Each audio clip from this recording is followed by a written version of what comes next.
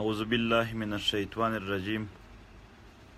بسم الله الرحمن الرحیم.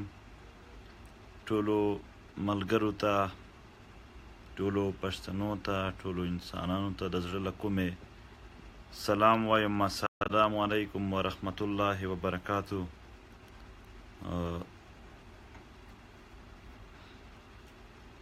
د زه څو خبرو د وضاحت لپاره دا ویډیو کول مې وغوښتل. تر ټولو ناول چې نن د لاهور په خاوره او د کراچۍ په خاوره پښتنو ځوانانو په پرامنه طریقه سره خپل احتجاج ریکارډ کوه او په هغه پر امن احتجاج باندې د پنجاب پولیس او سیند پولیس لخوا تشدد وشو او دوی ونیول شول.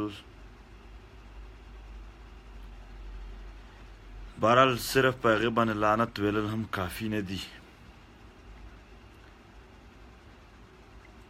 هغوی هغه د ظلم لار په لاسونو کې نیولې ده. هغوی هغه د پرامنو لارو مخو ته نیول، د پرامن لارو کښېدنه تشدد کول واللاره په لاسو کې نیولې ده.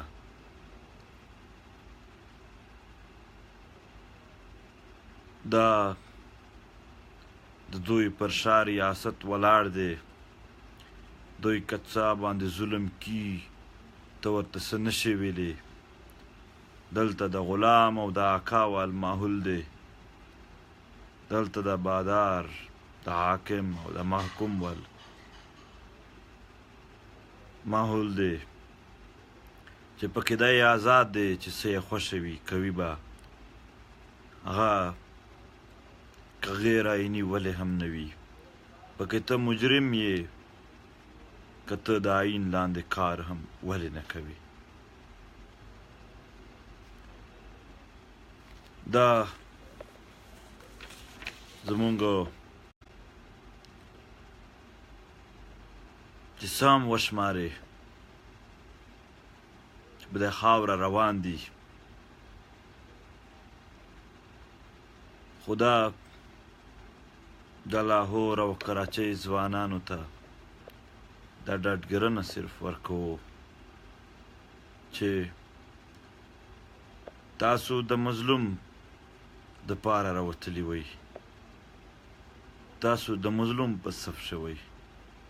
ستاسو د ژوند د نن ورځې جدوجهد، د نن ورځې تکلیفونه د هغې مندیو په نام دي چې د پېښور په جلسه کښې د سټېج نه ژړاګانې او فریادونه کول. د هغو لیونیو مندیو په نام چې خپل ټټر په لاسونو وهي زما زمن چرته دي. د هغو په انتظار ستړیو پلارونو په نام چې هغه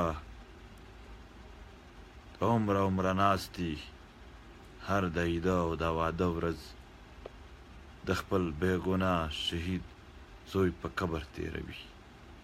د هغو بې عصرې زمنو په نام ستاسو دا نن ورځ چې د دوی پلارونه یې ووژل، مړه یې کړل، سرونه یې ترېنه کټ کړل، او بیا دوی خپل قاتلان ویني چې د ریاست عسکر فوج یې د خپل ځانه سره محفوظ ساتي، شوروي یې په کینټونو کښې او په یو بل ځایونو کښې، او ته ورته سترګې نشي غړولی. دا د ظلم جبر د لویو داستانونو پر نام ستاسو د نن ورځ ستاسو مدافعت کوو، مزاحمت هم کوو د جنګونو پر خلاف، د ظلمونو پر خلاف، د مظلوم په حق شي. په هر فرنټ دلته هر باشعور پښتون ولاړ دی، هر ننګیالی پښتون ولاړ دی. په هره لار چې دی څومره کار کولی شي هغه دی کوي.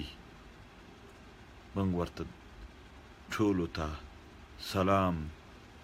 خو د نن ورځ د لاهور او د کراچۍ ځوانانو ته په لوړه توګه سلام دی. منم تاسو هم د نورو انسانانو په شان مندې او خویندې او پلارونه لرئ. منم هغه به نن ډېر ځورېدلي وي. منم ستاسو کورونه به نن غمځپلي وي. خو د یو بلې مور د اوښکې په اسره، د یو بلې مور د ارمانونو ته اسره ورکولو دپاره، د دوی خولو ته د ژړو نه خندا راوستلو دپاره ستاسو دا همت ستاسو ټولو کورنو سره زموږ د زړه غمونه شریک دي. او دا ژوند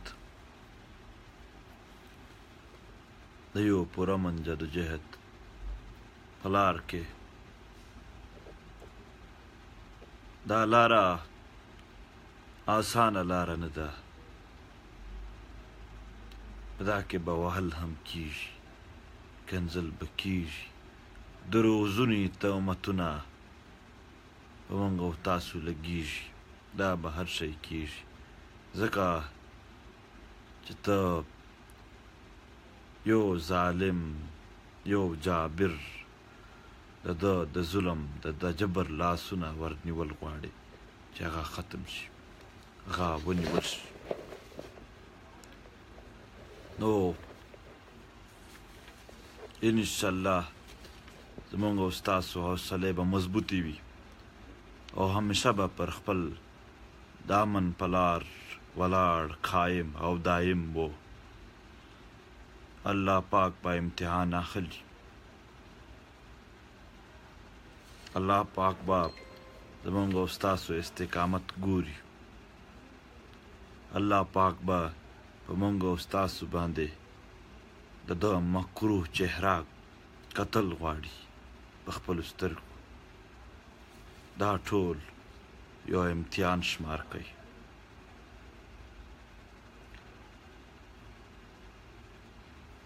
بس در یادوئ چې ستاسو دا جنگ چې د دې ریاست د سټریټیجک ډیپټ پالیسیز لاندې شروع شوی و، دا جنگ چې د دغې جنگ لاندې ستا په علاقه کښې د ترهګرو خلکو پیدا کول و، د هغې استعمالول و، بیا فوج راوستل و، د دوی په سپورټ ودرېدل و.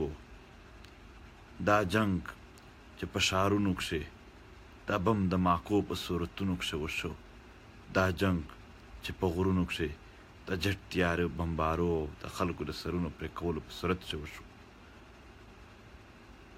د دغې جنگ خاتمه دا زموږ او ستاسو میشن دی چې ظلم ختم شي او انصاف راشي. دا د ظلم روږدی خلک ته یا عادتي خلک دی، دا به ظلم کوي.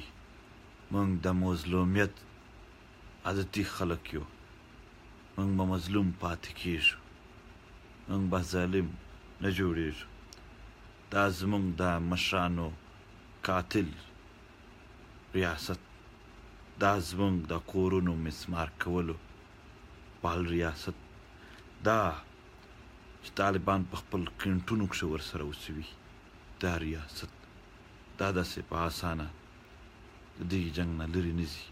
مونږ خو ویل چې مونږ راپاسو، مونږ خبره وکړو د عین لاندې به انصاف وشي، چې چا ظلم کړی وي هغه به پردار شي، هغه ته به سزا میلاو شي، مظلوم به پاتې شي.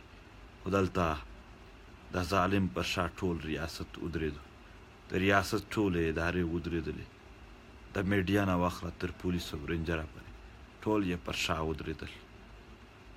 فوج ټول پرې ودرېدو چې دلته یو هم مجرم نشته نه یې منو او چې څوک مجرم ورته وایي هغه به مونږ ګورو.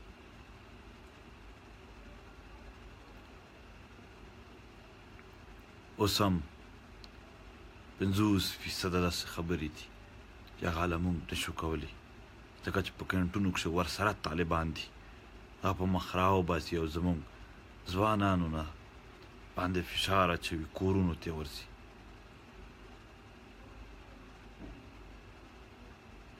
دا د ظلم او جبر نه پر شا نه ځي زمونږ د امن لارې د جدوجهد نه پر شا نه ځو.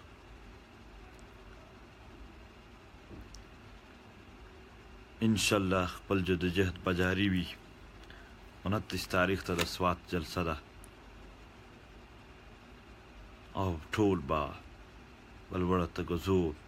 سوات د پښتنو کور، هلته به د پښتنو غم ژاړو. او یو بله خبره چې هغه د جرګې په باره کښې پرون ما اکسپلین کړې وه خو بیا هم څه لږ د خلکو تشویش پاتې و. جرګه بلکل مونږ ولیدله چې هغه خلک چې په هغه کښې زیات داسې خلک وو چې څو ورځې وړاندې د پښتون تحفظ مومنټ پر مقابل په ښارونو او په چوکونو درولي وو او تقریرونه یې پرې کول او پر پاکستان څه زنده باد که څه مومنټ یې پرې جوړ. هغه خلک چې هلته کار نه پرې وشو نو چې د مذاکراتو په جامه کښې راوستي وو. مونږ پېژندل، مونږ د جرګې او د صبر والا خلک خوږه خبره ورته وکړه، د امن خبره مو ورته وکړه. دا مونږ ورته وویل چې مونږ نه یو پوره، مونږ ستاسو سره خبره نه شو کوي چې تر څو پوره زمونږ نماینده کمیټي نه وي جوړه. هر نماینده کمیټي به د پښتونخوا د هر علاقې کراچۍ نه واخله تر باجوړه او کوټه نه واخله تر چتراله د هرې ضلع او هرې ایجنسۍ نماینده کسان وي.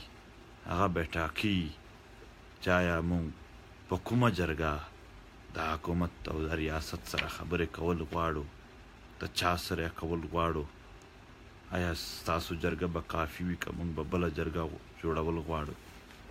دا خبرې به بې وروستې وي. مونږ پوره نه یو، نیمګړي یو. کمیټي ده جوړه شي، د هغې نه پس به زمونږ ورسره د هغې جرګې سره هېڅ خبرې نه دي شوي. په ټي وي باندې پټۍ چلېدله چې 2 ورځې ټایم. مونږ ورته نه 2 ورځې ورکړې دي نه 3 ورځې. مونږ ورته چې مونږ چې کله نماینده کمیټي جوړه کړو ویې ټاکو بیا به خبره سره وکړو. او بیا مونږ سره دا خبره هم وشوله چې تېر ځل تاسو ته دوکه درغله. مونږ درته ویلي وي چې لاهور جلسه به پوره هم نه وي، خو هغه پوره هم نه وشوله. آینده به هېڅ دوکه ستاسو سره نه وي. او پرون دا خبرې شوې وې او نن مو بیا ولیدل چې ریاستي ادارې پولیس د خپلو کړیو نه او ژمنو نه د خپلو عادتونو نه را پر شا نه شول، په یږي ځای ولاړ دي. بله خبره د نارت وزیرستان په باره کښې کوم. هلته ټارګېټ کیلینګ روان دی په داسې علاقو کښې چې هغه علاقو کښې د فوج نه علاوه د چا سره هم ټوپک نشته. داسې علاقې چې په هغه کښې د فوج تسلط نه علاوه د بل چا تسلط نشته. داسې علاقې چې هغه د پاکستان فوج کلیر کړي دي او کلیم کړي دي چې دا مونږ مکملې کلیر دي. په هغې کښې دننه د شپې نه کاپوش راځي او عام خلک وجني. هغه ګناهګار دی یا بې ګناه دی، خو داسې طریقه سره مرګونه په خلکو کښې یره خوروي. باید دا نه وشي. تو مونږ دا خبره هم کوو چې د حالاتو یو خرابولو یو سپیشل کوشش چې کوم روان دی هغه د بند کړي شي د پښتنو خاورو باندې چې کوم ظلم د ډالرو ګټلو د 33 ارب ډالرو راوړلو دپاره کوم دوی وکړل هغه کافي و، نور دی دا ظلمونه نه کوي. څه خبرې به زه ورته په اردو کې وکړم. ہم نے پشتون تحفظ مومنٹ نے ہمیشہ آئین کی بات کی ہے، پرامن طریقے سے حقوق مانگے اور انہوں نے ہمیشہ طاقت کا استعمال کیا. لوگوں کو ہراساں کرنا، لوگوں کو پکڑنا، اس کو ان نون نمبر سے کال کرنا، انہیں دھمکیاں دینا اور اس کے خلاف تنظیمیں بنانا اور ان تنظیموں سے ان کو ڈرانا دھمکانا. کینٹ میں جو طالبان ان کے ساتھ رہ رہے ہیں ان طالبانوں کے ذریعے عام کو دھمکیاں دینا، ان سے موبائل چھیننا، ان پر چھاپے ڈالنا، مارنا، یہ سب کچھ انہوں نے پورے زور و شور سے شروع کیے ہیں مختلف علاقوں میں، اور پرامن طریقے سے جلسے کرنا وہ ہماری طرف سے شروع ہے.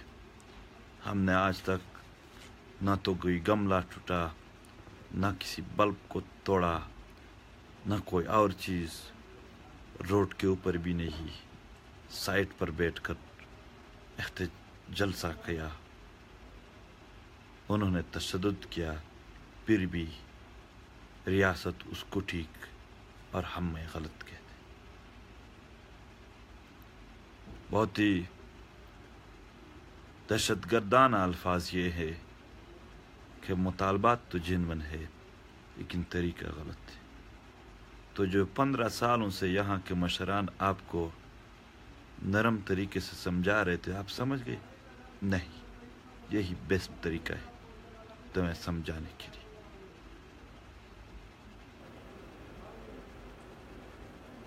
جو لوگ آئین کی قدر کرتے ہیں وہ ہماری طرح ہمیشہ آئین آئین آئین کہتے ہیں، اور جو لوگ خود غدار ہے ان کے منہ سے ہمیشہ دوسروں کے لیے بھی غدار غدار غدار کے الفاظ نکلیں گے. آرٹیکل 6 کے تحت جو بھی آئین کو سیبوتاژ کرے گا وہ واضح غدار ہے.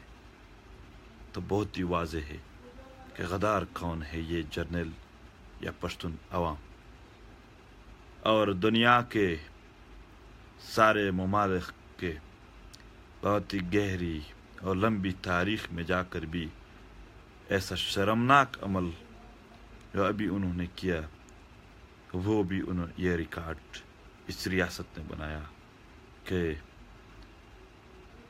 دنیا میں عوام اٹھتے ہیں، جلسے کرتے ہیں، حکومت سے حقوق مانگتے، اور یہاں اس کے پر خلاف ریاست نے تنظیم بنایا، عوام کے خلاف احتجاج، عوام کے خلاف جلسے. دنیا کا شرم ترین بات جو پوری دنیا میں کسی اور نے نہیں کی. یہاں آپ کہو گے کہ لاپتہ افراد کو عدالت کو دے دو، اگر وہ مجرم ہے تو وہ سزا دے دے، اگر وہ بے گناہ ہے تو وہ رہا کر دے. وہ پروپیگنڈے کے ذریعے، جھوٹ کے ذریعے، فریب کے ذریعے، بے غیرتی کے ساتھ یہ پروپیگنڈا پھیلائے گا کہ یہ تو مجرموں کو چھڑوانا چاہتا ہے، یہ سب لوگوں کو رہا کرنا چاہتے. حالانکہ پی ٹی ایم نے آج تک یہ مطالبہ نہیں کیا کہ آپ رہا کریں، بلکہ یہ کہا کہ آپ اس کو عدالت میں پیش کریں. اگر وہ مجرم ہے تو عدالت سزا دے، اگر وہ مجرم نہیں تو انہیں رہا کر دے. وہ اپنے جھوٹ اور اپنے بے غیرتی سے آپ کے مطالبات کو کچھ اور رنگ دے کر لوگوں کو آپ سے دور کرنے کی کوشش کریں گے. تاکہ وہ اپنے اس ظلم میں کامیابی سے آگے جاتا رہے.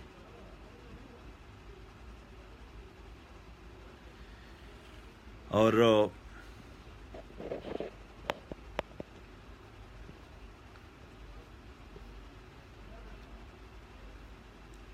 باقی بھی آج تک غیر آئینی کام انہوں نے کیے، ہم نے نہیں. اغواکاروں کی طرح لوگوں کو اٹھاتے ہیں.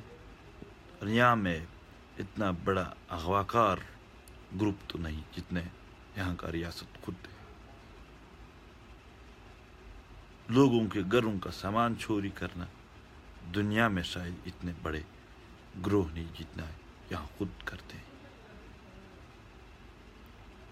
لوگوں کو مارنا ایکسٹرا جوڈیشلی اور طالبانوں کے ذریعے طالبان پیدا کر کے ان سے لوگوں کو مارنا، اس سے بڑی بدماشی شاید دنیا میں اس کا کوئی گروہ نہیں جتنا یہاں ریاست خود ہے، ریاستی ادارے. اور انشاءاللہ پشتون وطن کے جوان، ننگ والے جوان، غیرت والے جوان اس کے خلاف ضرور اٹھیں گے. جو بھی اس میں ملوث ہے اس کی مخالفت کریں گے اور خوب ڈٹ کے کریں گے.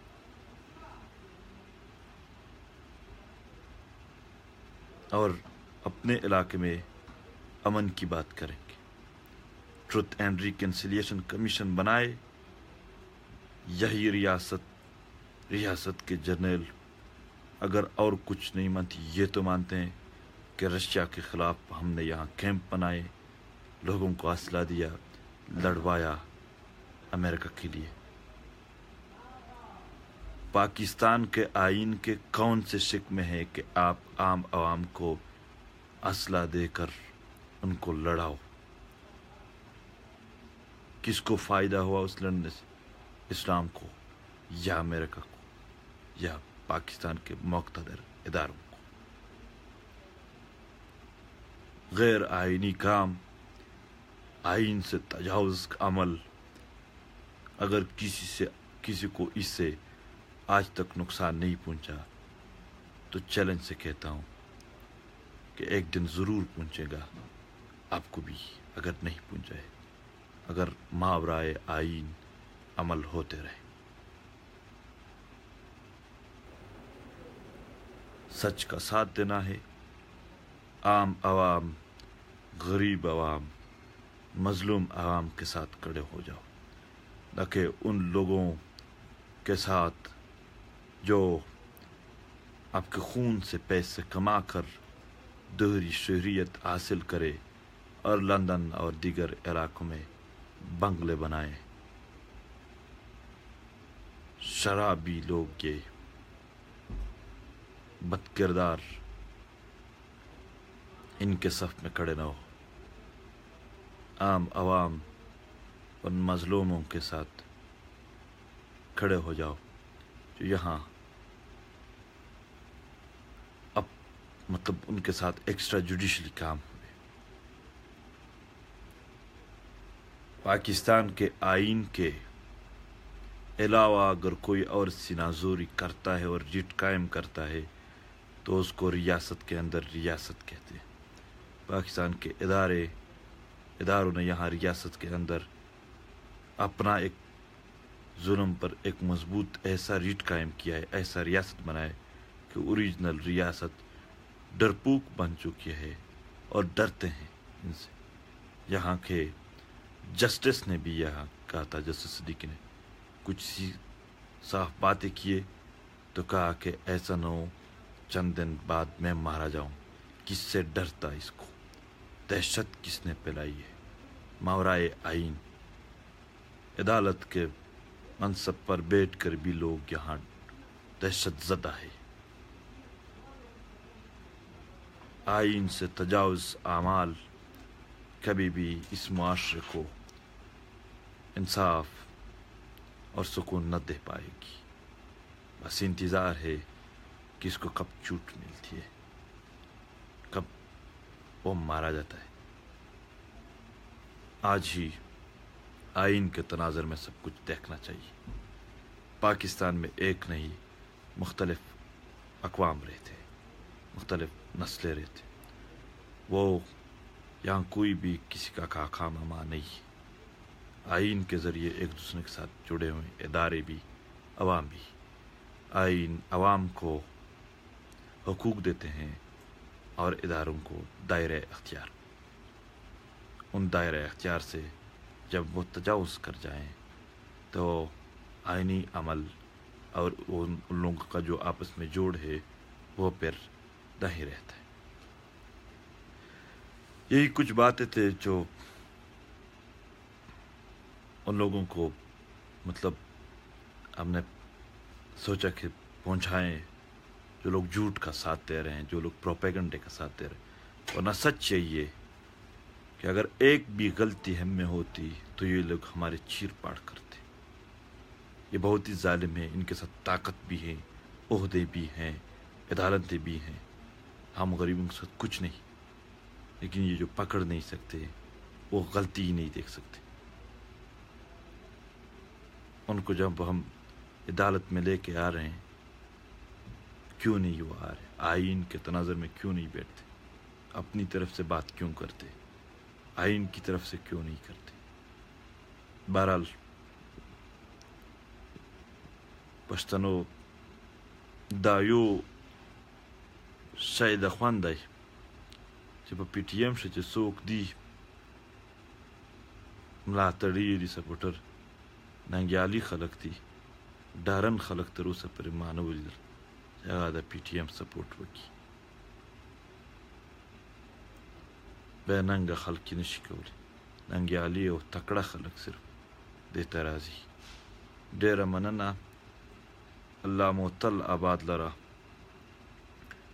الله دې وکړي چې کوم خلک د دروغو په سترګو په مونږ شوي ظلمونه ګوري، هغه ته الله پاک د رښتیاو د لیدلو توفیق ورکړي. مونږ اوس هم لا نه دي ویلي چې مونږ هغې خویندو میندو ته رابطه وکړو، ټول په اټا او پښتونخوا میندو ته چې بدعا پسې شروع کړي. کنې آزار به یې ووایي دا په غم ویرجنې او په غم ککړې میندې به ډېر آزارونه ورته وکړي. مونږ وایو خیر دی، هر څوک دی په امن وي. ډېره مننه. الله مو تل آباد لره. ډېره مننه.